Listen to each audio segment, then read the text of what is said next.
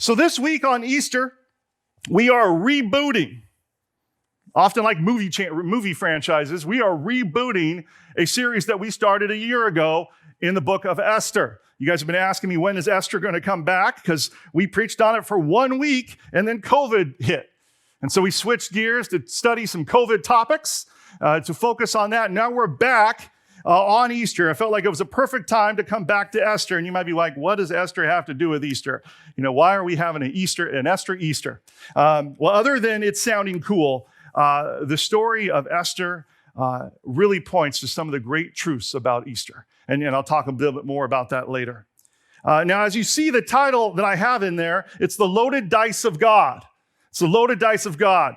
And loaded dice, if you've ever played dice, not that you'd want to admit that in church probably, but if you've ever thrown dice, you know that it's supposed to be random. Well, some people, they try to cheat. And so they weight their dice, and it causes dice to roll to certain numbers so that they can win. Well, in the same way, we see dice play a role in the book of Esther. And what is meant to seem like, I should say, random chance, we'll find out that God, it's not random chance. He's weighted the dice in the book of Esther. He's loaded them to his purposes and to his glory. And we'll break this down a little bit more in this series over the next 6 weeks. But I think it's a good time for this because the book of Esther shows God working behind the scenes like no other book. In Esther, it doesn't mention God once. The only book of the Bible to do so. Doesn't mention the name of God. There's no apparent direction from God in Esther. There's no visible miracles from God like you'd see in the New Testament. It's like he's absent. And as I talk to some as a pastor, it feels like to them, God is absent. We look around today, and at first glance, we don't see any apparent miracles. We don't see God visibly evident, or at least it feels like we can't see him. But as we watch these events unfold in the book of Esther, we'll be reminded that God is always at work. We'll see his intervention. Not through big miracles, but through everyday ordinary events and through ordinary broken people like you and me. And so if you're a person who feels like you need to see more of God in your ordinary life, Esther is the book for you. And I'm excited to get back to it. Amen, church? Amen. All right, so for those of you who are not familiar with this book, I'm going to give you a little context. Little History Channel lesson. The Bible is broken up into 2 major sections. The New Testament, which studies the life of Christ and the beginning of the church, and the Old Testament, which follows the creation of the earth and the nation of Israel. Big history book here, the nation of Israel. And this is the nation, the heritage that Jesus came from. And so Esther, it takes place in the Old Testament, and it follows the Israelites. And it takes place about 500 to 600 years before the birth of Christ. And what has happened is the nation of Israel, they've been conquered by the Babylonians.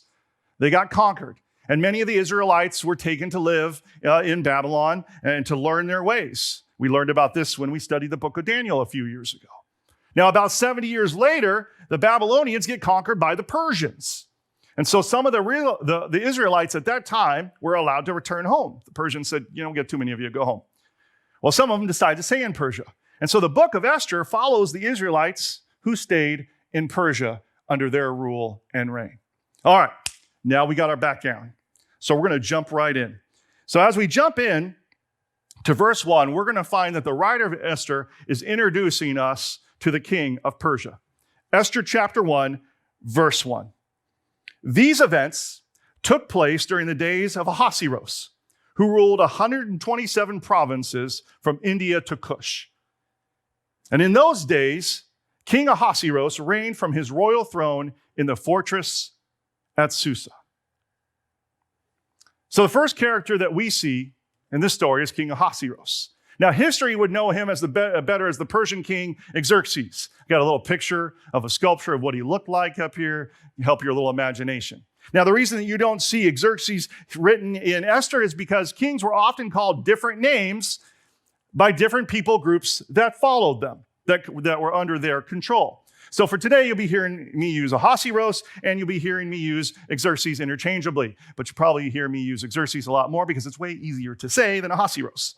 If Xerxes sounds familiar to you, for any of those, he was made popular in a recent movie called 300 that was a few years ago. I haven't seen the movie, and from what I hear, I don't know if I recommend for people to watch it. But if you heard the name, like, why does that sound familiar? That is probably why. So as we move to verse 3, we're going to find King Ahasuerus. He's throwing a wild party. He's throwing a big one. Verse 3, it says, he held a feast in the 3rd year of his reign for all his officials and staff, the army of Persia and Media, the nobles, the officials from all the provinces. He displayed the glorious wealth of his kingdom and the magnificent splendor of his greatness for a total of 180 days. For any of you math majors, you realize that's 6 months long. The dude threw a party for 6 months. 6 months. You thought planning your kid's birthday party was a lot of work. So 6 months, whining, dining, dancing, partying, disco balls, drinks, the whole shebang. Donkey rides, it was all there. Now the 6 months ends, and so what happens when you throw a big party for 6 months? It's time to clean up, right? No, not for King Xerxes. For him, it was time for the after party. Verse 5. And it says, when these days were completed, the king gave all the people present in Susa the citadel, both great and small, a feast lasting for 7 days in the court of the garden of the king's palace. So 6 months, all right, let's celebrate. The party went well. Let's have another party for 7 days. And then it gives you a little glimpse about how rich this dude was. Verse 6, it says there were white cotton curtains, violet hangings fastened with cords of fine linen, and purple to silver rods with marble pillars. This was expensive stuff back in those days. And there was couches of gold and silver. Gold and silver, that cannot be comfortable to sit on. Gold and silver. On mosaic pavement of Bahat, which was a type of precious metal with marble, mother of pearl, and precious stones. This guy was loaded. He had the place completely decked out. And then, of course, what's a party without plenty of drinking? Verse 7, he said, drinks were served in golden vessels, vessels of different kinds, and the royal wine was lavished according to the bounty of the king. Means there was enough to go around. Verse 8, and the drinking was according to this edict. There is no compulsion. For the king had given orders to all the staff of his palace to do as each man had desired. Now, what does compulsion mean? It means that you were only allowed to drink when the king drank. Imagine going to a party, and when you get there, the host says, you can take a drink of your beverage every time I drink. Not only that, you had to drink every time the king drank. It was not looked upon well. In other words, you get thrown out of there, maybe worse, if you disrespected the king. Kind of have to laugh at the micromanaging of people here. But at this party, all bets were off. You could drink all the time you wanted. It doesn't matter if the king was drinking or not. You could go to town. Now, while this party was going on, there was another one. Verse 9, it says, Queen Vashti also gave a feast for the women in the palace that belonged to King Ahasuerus. Now, it was not uncommon in Persia for men and women to have separate celebrations from one another. We'll get to that more in future weeks. All right, so it's coming to the week of this long after party. Everything's going well. The party's just happening and hopping until the 7th day. That's where things went awry.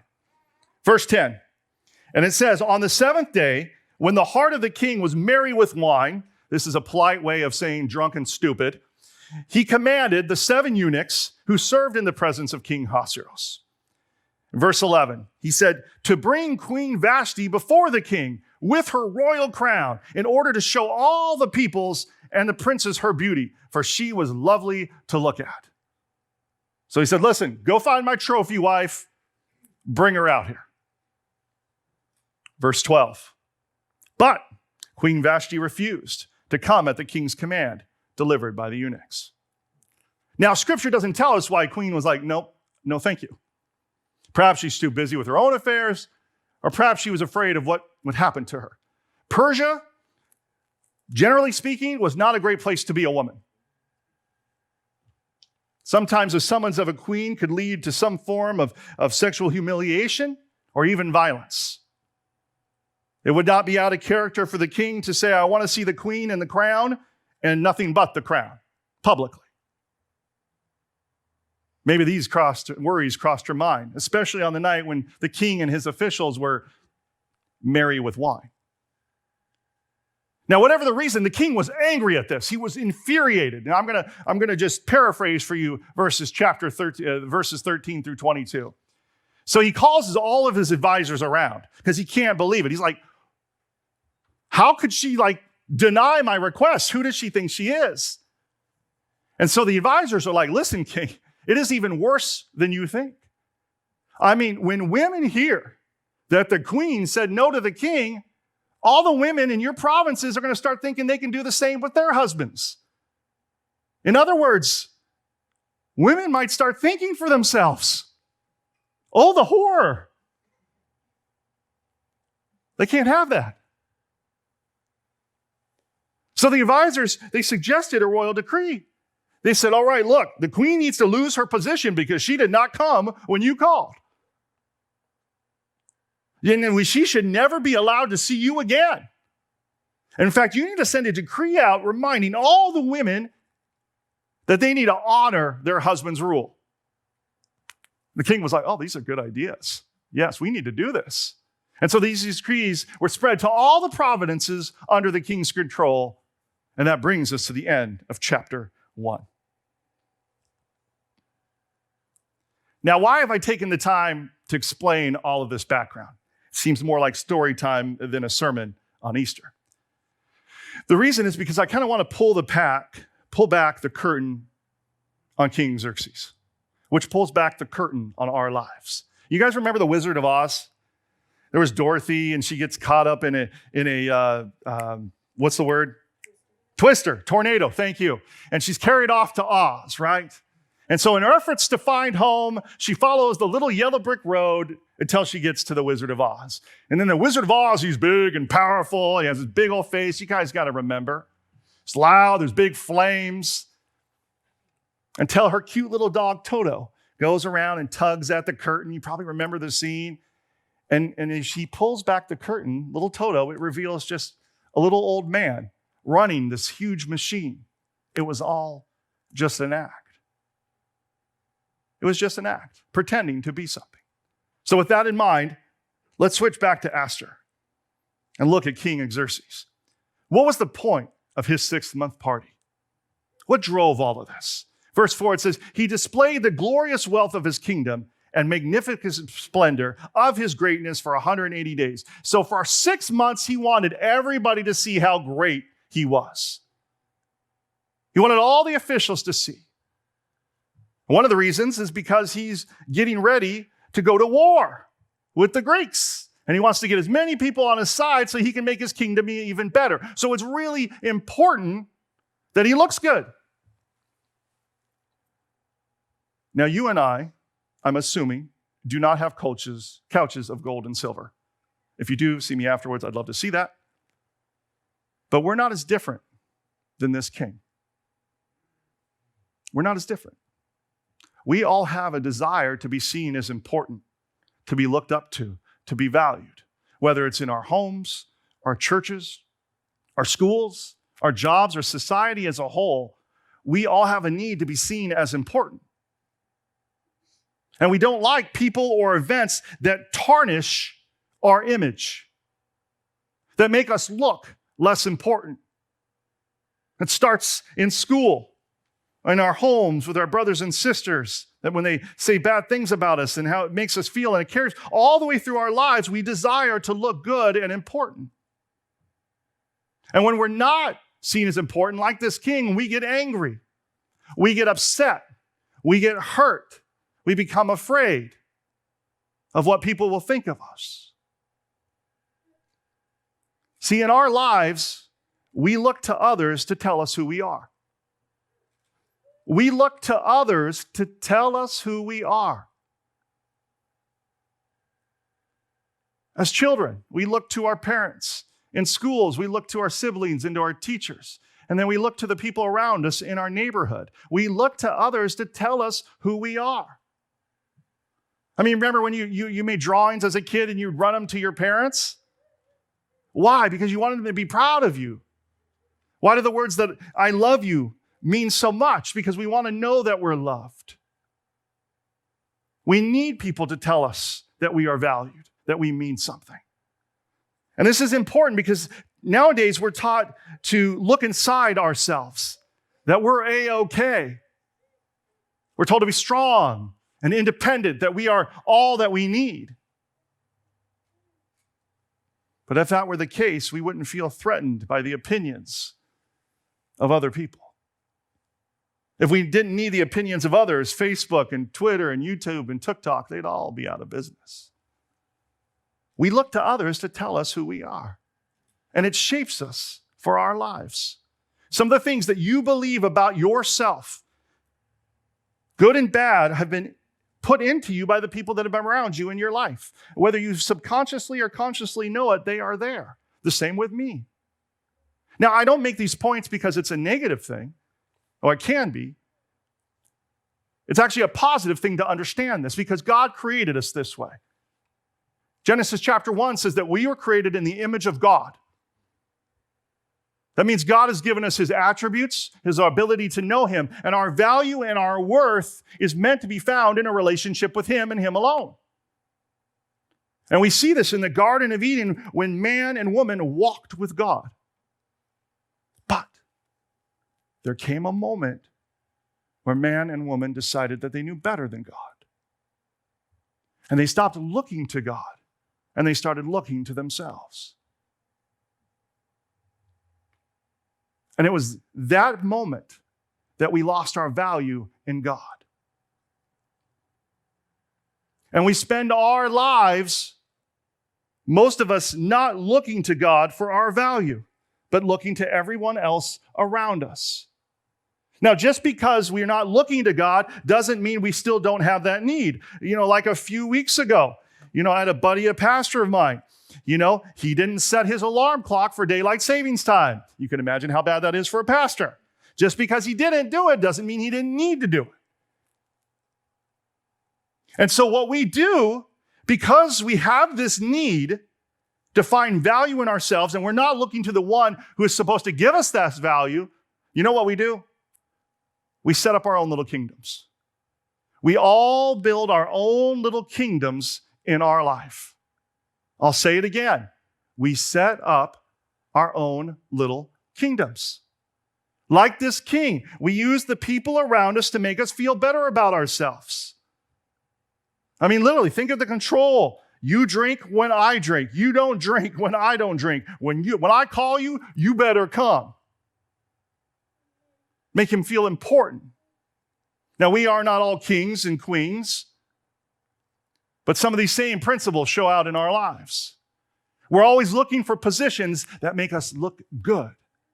Like in the church, I have never found two people fight over wanting to clean the toilet. Pastor, let me serve. I want to brush the toilet, please. To have someone else say, no, I want to brush the toilet. That's my job. I've never had this problem.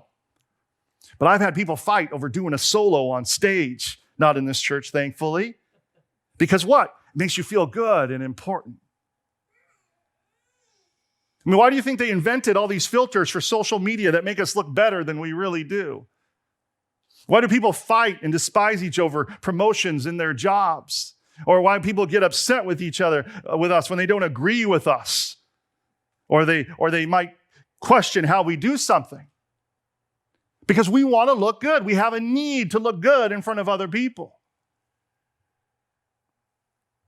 We feel threatened when other people come around that are more popular than us, or if we're an athlete, that a better athlete comes around, because our identity is all of these things and other people around us. We also do it trying to earn people's favor. This is big. And once again, why was the king holding this feast? He wanted everybody, all these other countries, to join in with him against the Greeks, because his country wasn't big enough already, even though he owned half the world. And this is like a big one for you people pleasers. Feeling like in your life that you should please everyone in every way so that they will like you, or so that they'll continue to like you. The feeling of anxiety of, what if I don't say yes? At its core, there's signs of you trying to build your own kingdom. Or we build our kingdom by having to have everything go our way. I mean, it feels good to have things go our way, doesn't it? I love it when things go my way. I mean, it's because it's the right way, but I love it anyway. We love to have things go our way. I mean, where in your life do things have to go your way or else people feel your wrath, your anger, your disappointment? In your home, do things have to go your way or else your spouse will feel your cold shoulder or your harsh words? Can they disagree with you without feeling fear of what would happen? How about in your job? When something's not done in your way, do you raise a fuss? Or maybe you don't raise a fuss, but you quietly complain to a bunch of people around you, complaining about it days and weeks and months and years later.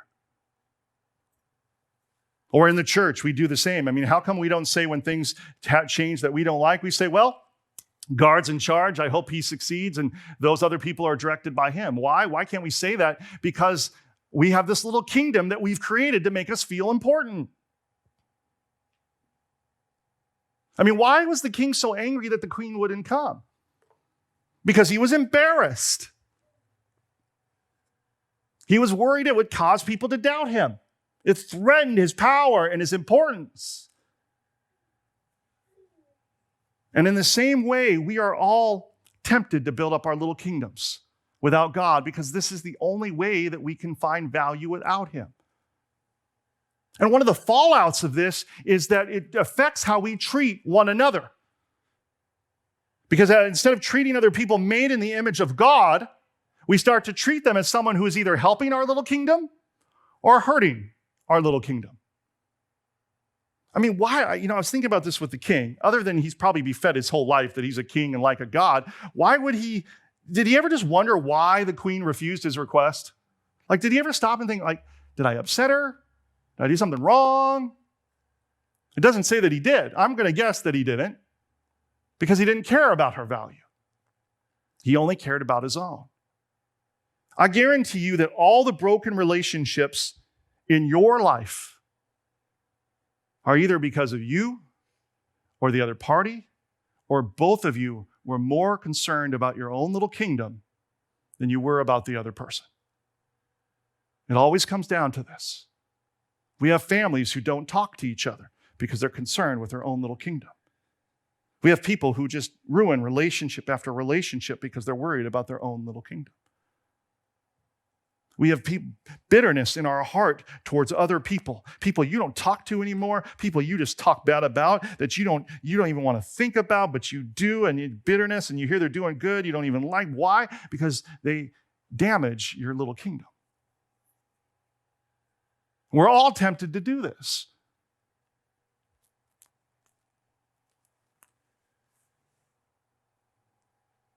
I mean, look at the politics of our nation. I am humanity's always been humanity, but in my life, I'm only 42, or 41, however old I am, to see the way our politics, the people treat each other. Why? Because everybody is concerned about their little kingdom. The left is concerned about their kingdom. The right is concerned about theirs. And now I'm watching everybody in America, it feels like, including a lot of the church, they get set up on their little political kingdom. It's all about winning, getting their way, being right. But the only way that we find peace and we find healing in our country and in our lives is if we stop trying to build our own little kingdoms. And this is why Easter is such a big deal, because Easter gives us the cure for our politics. It gives us the cure for our relationships. It gives us the cure for our anger. It gives us the cure for our anxiety, our insecurity, our fear. Why? Because Jesus shows us the way. Think about it. Jesus is the most influential person in all of history. Whether you believe he's the Son of God or not, you cannot deny this truth.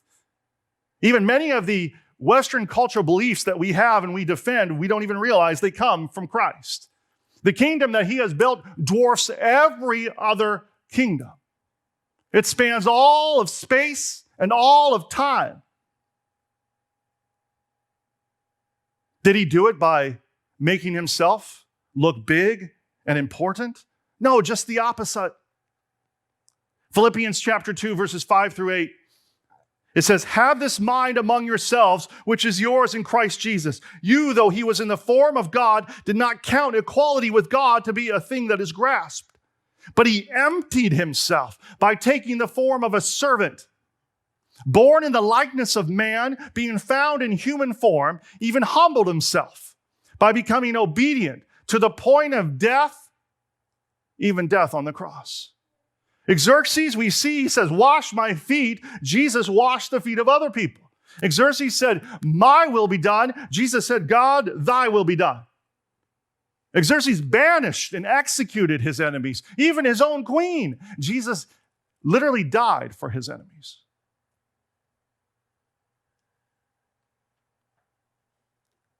Why could Jesus do these things? Because he knew who he was.